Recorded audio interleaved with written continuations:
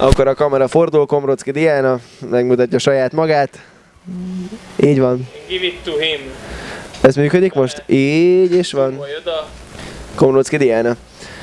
Most már gyakorlatilag 3 éve lassan, hogy dolgozunk együtt veled, Komrocki Diana. Reporter. Hogy érzed? Milyen volt így az elmúlt 3 év így velünk? Az elmúlt 3 év? Hát nagyon sűrű. Úristen. Na, mondjon! Ugye milyen nehéz? Hát, Kezdődött a keret kiválasztásával, oda kezdve a fesztivál. nem, amúgy az egész pesti zenei élet az veletek kezdődött. Ami nagyon, nagyon szép volt, meg vicces volt, hogy elmentem egy koncertre, ahol az egyik barátom mondta, hogy menjek el, mert egy nagyon királyi zenekar fog fellépni. Ez a Tódori. Ez a Tóth Dóri nemzeti barátnőm, és mondta, hogy az egyik osztálytársa fog fellépni, akinek van egy tök jó új zenekara, és még abszolút nem ismertek, és ez volt a Middle Mistred, és készítettem egy pár fotót, amit később, nem is tudom, kb. 2 hónappal rá elküldtem nektek, Fekete-fehér képek, akvárium klub. és onnan indult be az egész, hogy elkezdtem a koncertjeitekre járni,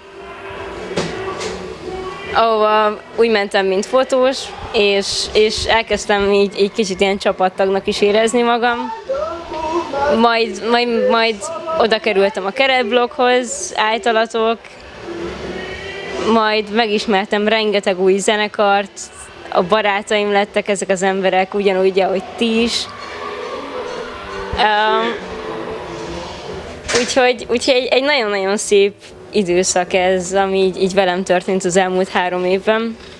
És ez a jelenlegi életemnek is a körforgása. És tényleg így nem is tudnám jobb helyen elképzelni magam, mint most itt.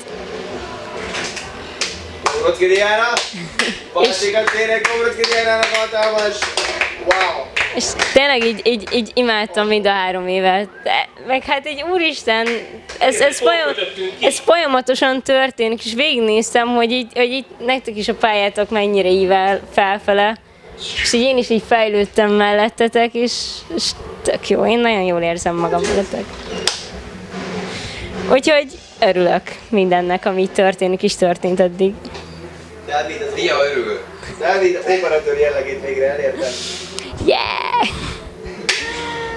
Nagyon imádlak titeket, srácok! Kis szalám is Elmegyek frissülni, cégézni, gyere ide, Dia.